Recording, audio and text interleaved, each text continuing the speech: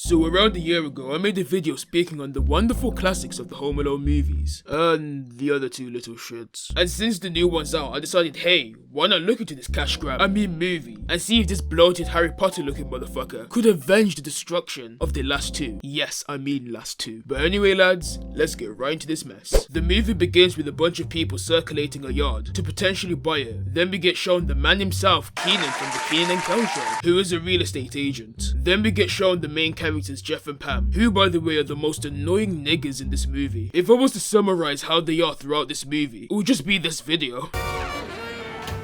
How do you do, fellow kids? But anyway, then we are introduced to Harold Potter, Max, and his mother who go into Jeff and Pam's yard since big fella over here wants to take a piss. They end up speaking to Jeff about the doll being expensive, and the way they try and foreshadow certain events for this movie is such a poor attempt, man. They try so hard to be subtle. Maxwell Johann Mercer. What is with you today? Carol Ellen Mercer. Please, just one quick go! Max, clean up all this crap right now! Sorry, Dad. I just stepped on a Lego. It's the most painful thing in the world.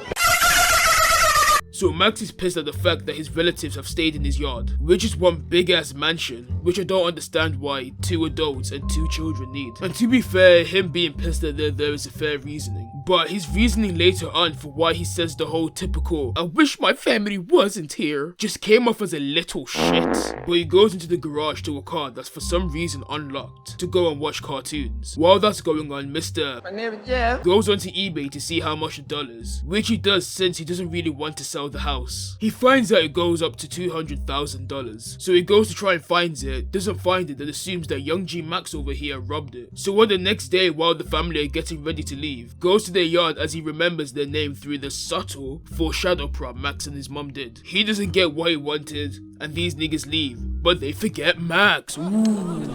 And the problem I have with this is, unlike the OG movies, the way they left Kevin made more sense than what they did here. Since they had the power outage in the first one, fucking up the lights and everything and the alarm, which made them have to rush. Then in the second one, Kevin being an idiot decided to change the batteries, and then he thought that that guy was his dad and went to the wrong airport. But here, these men had the time to prepare and realize that they were missing someone. Why the fuck did bro just ask if anyone's there? When he could have easily had some kind of list to know that which child he was taking, since the reason why the mum told that Max Donnie Mom! Max, please! You are not the only person in this house, darling! was because there was a mix-up with the flights. So how do you manage to forget the fat nigga who complains all the time? So, My name is Jeff. explains to Pam how the doll chilling in Max's yard could help them get bare pee while doing a Christmas song conducted by the Dean from Community, and then the usual montage of them having fun on their ones. And with only being 25 minutes into the movie and getting a dragged out boring scene with Pam and Jeff's family, and Jeff's brother and his family, which is just so boring and serves no purpose, apart from making the movie like 90 minutes long.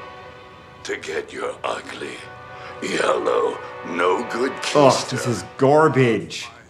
I don't know why they were always trying to remake the classics. Never as good as the originals.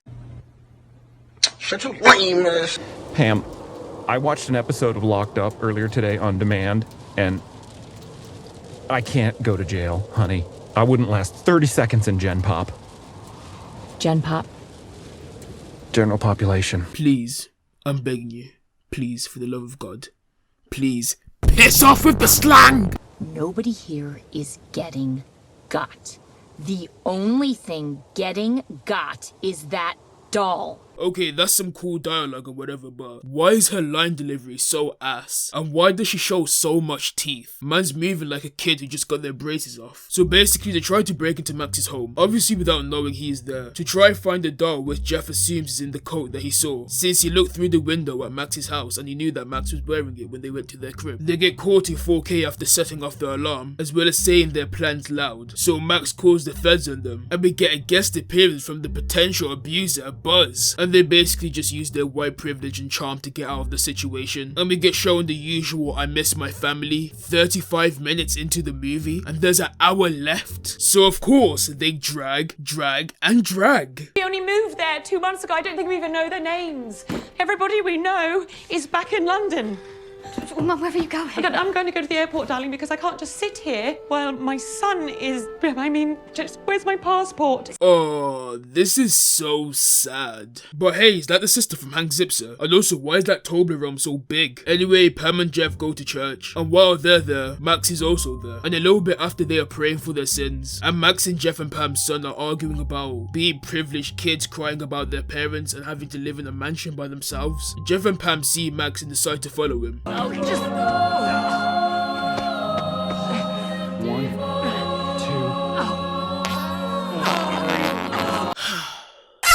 The only good thing about this specific part was Pam's head getting licked off.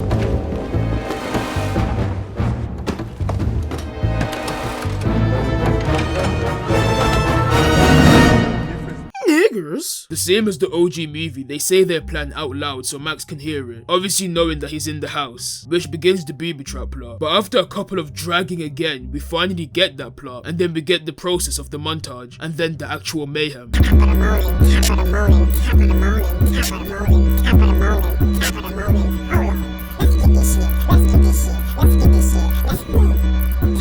There's something blocking the door. Me when watching this movie. You'll never find me. Why does this walk remind me of Peter Griffin? Anyway, Pam finally gets to the coat and finds out that Big Man Max actually stole a drink instead of the doll. And after all that abuse, they try to sympathize with this psycho. Anyway, Max's mum comes for him, and they find out that Jeff's brother's child actually had the doll the whole time. Then we get to go to 1 year later, where these niggas are just laughing about the whole thing, as if you guys weren't getting traumatized. Like, what the fuck? This kid nearly murdered you. And these guys, they tried to break into your house, like, what the? Forget it. But the movie ends with them thanking Max for bringing the family together. My brain wants to commit suicide, man. Jesus Christ. Like, why was this movie made? Like, there's no reason. Is Disney just struggling to get a glimpse of originality? And this is coming from a British guy. Making Kevin a British version was just useless, shit, unneeded. And God, man, I kept talking about this, but the slang Jeff and Pam were using, it was cringe, and not in some kind of cringe laughing matter. And oh my God, Pam's line delivery. Hey, Jesus is Lord. Just give me the script. And I want to mention this one again, but Pam and Jeff just being buddy-buddy with Max. Like, at least with the Wet Bandits, they stayed hating Kevin. But this one just... And to basically summarize my thoughts, it was shit, dragged out to make it 90 minutes long, making it very boring, and a waste of my time. I give this movie a King Joffrey out of 10. Merry Christmas, ho ho ho, New Year, and piss off. And follow my social medias.